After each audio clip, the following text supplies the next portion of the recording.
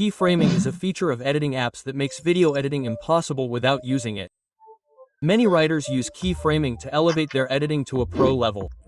So why not use keyframing yourself to elevate your editing to a pro level? First, for those who don't know what a keyframe is, let me explain it with an example. Consider this a video layer. Now, place a keyframe at its starting point and another at its ending point. Changes made in the gap between these two keyframes are called keyframes. So, there are two concepts for learning keyframing: a basic concept and an advanced concept. In the basic one, I'll teach you how to use basic level keyframing, and in the advanced one, I'll teach you how to use advanced level keyframing. In advanced framing, you'll see completely new animations. But to learn this, it's crucial to master basic framing. Unless you master basic framing, you won't understand advanced framing, and if you don't, there's no point in making this video. So, let's first go over basic framing. The first step in basic framing is text animation. For this, you need to go to CapCut, click on New Project, and then go to Library and add this black screen. Then, select this layer and select the freeze option. This creates two layers. So, delete the second layer. Now, I'll enlarge this layer a little. Then, click on text and add your text here, along with a font of your choice. After this, export it. Then, go back, click on New Project, and add your video. You can see it looks something like this. Now, we need to add text behind it. To do this, click on Overlay and add the text we exported. Now, click on Space and select Lighten. Then, adjust this text to the position where we want it to appear. Next, select the mask option, select the first option, click on it again, select Rotate, and set it to -90 degrees. Now, grab this line and place it exactly alongside the object, something like this. Now, add a keyframe using the keyframe option, move a little forward, and bring this line back to where the object will be. Now, you'll see another keyframe automatically added. Repeat this process until the text is complete. Now, all the text is visible. Now, I'll crop the excess. And our animation is ready. Now you can see it. Next is the character shaking animation. For this, click on New Project in CapCut and add a background. After adding the background, click on Overlay and add your character. I'll enlarge this layer a little. Now, go to Start, select this layer, and add a keyframe. After that, go to the end of this layer and move your character down a little. Now, select this layer, select the Graph option, and add the Bounce 3 graph. And then, our shaking character animation is ready. You can now watch it. Next is the tracking animation. Friends, you may have seen videos on social media where the camera's object is tracked with an arrow or circle. Basically, this is also tracked using keyframing. To create this animation, click on New Project and add the video. Now, we need to track this person.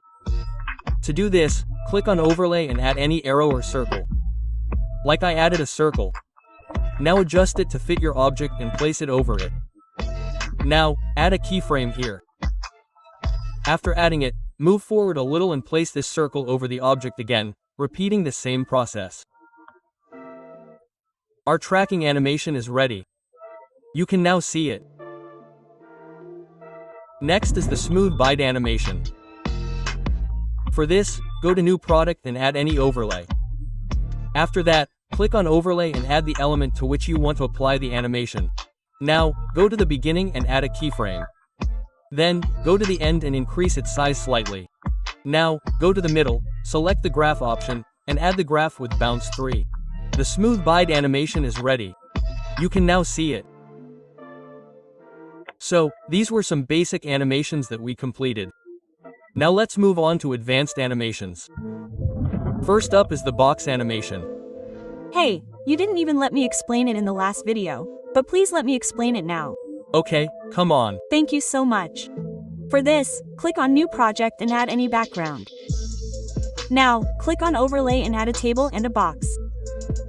You can easily find these pages on Google. So, this is how I adjusted them. Now, click on Overlay and first add an icon. Now, adjust it so that it appears to be inside the box. Now, I've adjusted it like this. Now, go to Start and add a keyframe and move this icon a little forward and move it up, that is, take it out of the box. Now, of the two keyframes we added, go to the first keyframe and click on the mask option and click on the first mask. Now, adjust this line to where the icon will emerge. If you move a little forward, the icon will move up, and the line will also move up. Now, you need to bring the line back to its original position. If you move forward again, the icon will move up again, and you need to move that line down again. Now, if you look here, you'll see that frames are being added simultaneously. Repeat this process until the icon is completely up. You can see that the animation looks like this. Now, go a little further from the frame where you move the icon up and move it out to any position. After doing this, duplicate this layer and place the duplicate layer slightly behind the layer above it. Now, repeat the same process. Duplicate the layer and bring it down again, placing it slightly behind the layer above it. I had 3 elements, so I created 3 layers. You'll need to create as many layers as you use. Now, see that all the elements have come together in one place. All you have to do is adjust the last frames of these layers to your liking. Leave the first layer as is and change the last frame of the second layer. Now, look, this is its last frame. So, here I'm changing the position of the icon. Now, do the same trick on the third layer. Select the second layer, click on the Replace option, select the second icon, and then select the third layer and add the third icon. And our box animation is ready. You can see it now. So, let's move on to the next animation. Now, let's stop there. Next is the 3D in and out animation. For this, click on New Project and add a background. Now I'll click on Overlay and add an element. Now, go to Start and zoom in on the first background. Now, I'll adjust the size of the element and move it off the screen. Now, add a keyframe to the beginning of both the background layer and the element layer. Select the background layer, move forward a little, and move the background down a little. The keyframe is automatically added here. Staying here, select the element layer and move this element down as well. A keyframe is added here as well. Now, between the two keyframes of the background layer, add a graph with an edge-to-edge option. Similarly, between the two keyframes of the element, add a graph with an edge-to-edge option. This is how the animation is created. Now, go over the second keyframe, click on Overlay, and add your second element.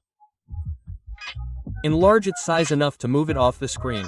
Now, add a keyframe to the beginning of this layer as well. Now, go a little further from this keyframe and add one keyframe to each of the 3 layers.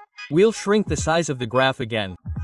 Similarly, we'll shrink the size of the first element and adjust it to this same frame.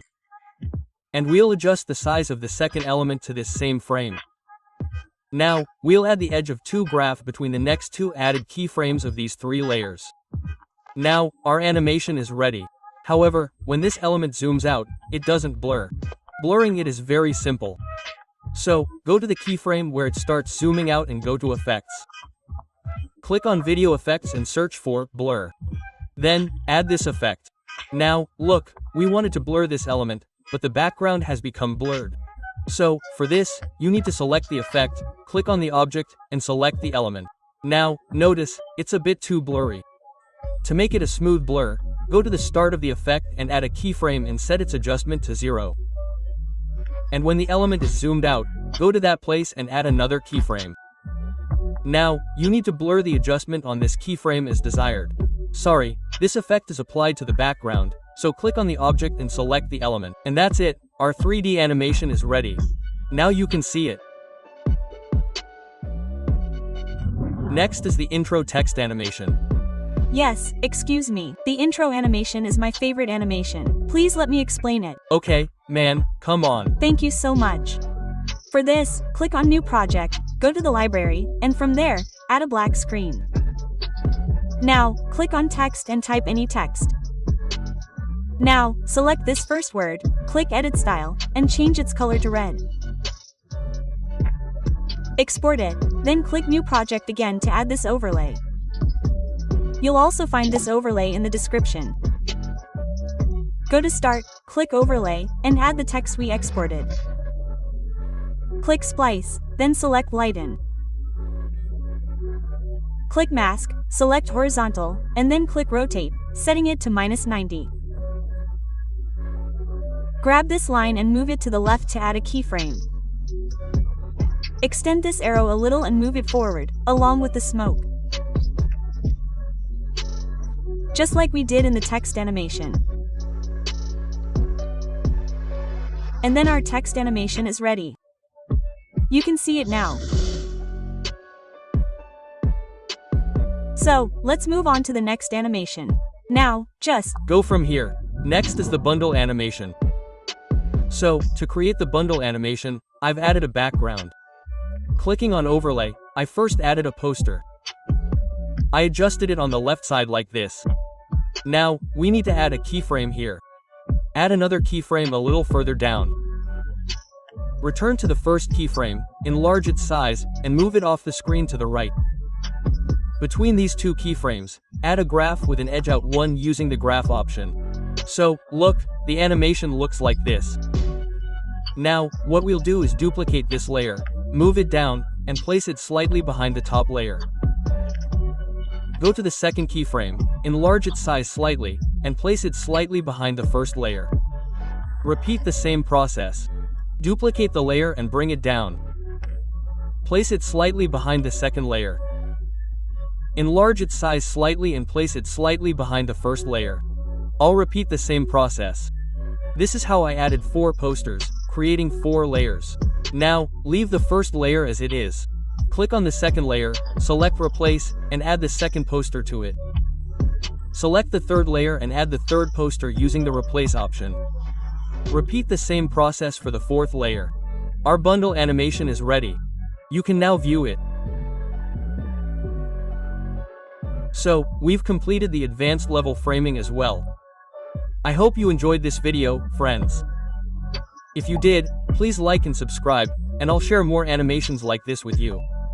See you in the next video. Until then, take care. Allah Hafiz.